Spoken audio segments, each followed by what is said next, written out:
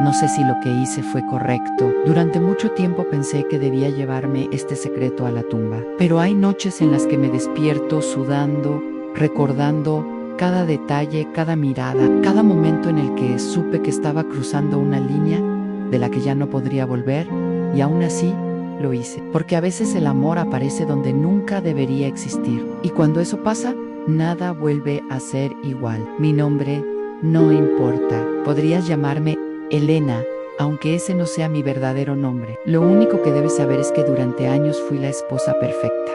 La mujer que todos admiraban. La que tenía una casa enorme, un apellido importante y una vida que, desde afuera, parecía perfecta. Pero la verdad es que estaba completamente vacía por dentro. Todo empezó después de la guerra. Mi esposo, Edward, regresó del frente convertido en otra persona. Antes era un hombre lleno de sueños, de energía, pero cuando volvió, algo dentro de él se había apagado. Había sobrevivido, sí, pero la guerra se había llevado una parte de él. Sus piernas nunca volvieron a funcionar. Recuerdo el día en que llegamos por primera vez a la casa familiar en el campo. Era una mansión enorme, antigua, rodeada de bosques que parecían no tener fin. Pero también era un lugar silencioso, demasiado silencioso. Mientras el coche se detenía frente a la entrada principal, observé el paisaje gris que rodeaba el pueblo cercano. Chimeneas industriales llenaban el cielo de humo y los trabajadores caminaban con rostros cansados por las calles. Aquel lugar tenía algo triste.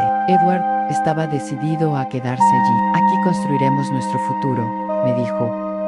Yo asentí, intentando sonreír, pero en el fondo sabía que algo no estaba bien. Los primeros meses fueron extraños. Edward pasaba casi todo su tiempo escribiendo en su despacho o hablando de negocios relacionados con las minas del pueblo. Su mente estaba siempre ocupada, pero su corazón parecía muy lejos de mí. Dormíamos en la misma habitación, pero era como si estuviéramos separados por kilómetros. Al principio pensé que todo cambiaría con el tiempo, que el amor volvería, pero los días se convirtieron en semanas, y las semanas en meses, y lo único que crecía entre nosotros era el silencio. Había noches en las que me quedaba despierta mirando el techo, preguntándome si aquella sería mi vida para siempre. Una vida cómoda, respetable, pero completamente vacía. Intenté distraerme ayudando con la administración de la casa. Contratamos nuevos empleados, jardineros, cocineras y trabajadores para restaurar la propiedad. Fue entonces cuando él apareció.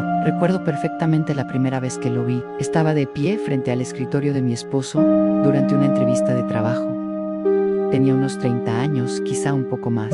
Alto, con el rostro marcado por el sol y los años de trabajo duro. Su nombre era Adrian Keller. Había servido en el ejército durante la guerra, pero ahora buscaba algo simple, tranquilo, un trabajo como guardabosques en nuestras tierras. Mi esposo lo observó con curiosidad. «Fuiste oficial en el ejército», dijo Edward mientras revisaba los documentos. «¿De verdad quieres trabajar como guardabosques?». El hombre respondió con calma: «Después de lo que vi en la guerra, la tranquilidad es un lujo». Había algo en su voz, algo honesto, algo real.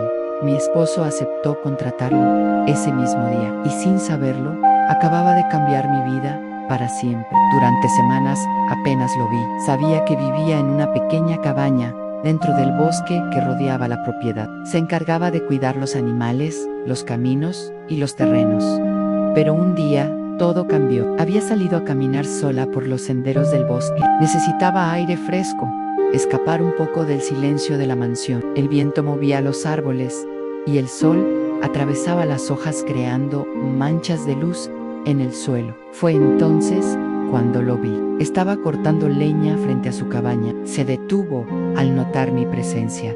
Por un momento ninguno de los dos dijo nada. Yo era la esposa del dueño de aquellas tierras. Él era solo un empleado.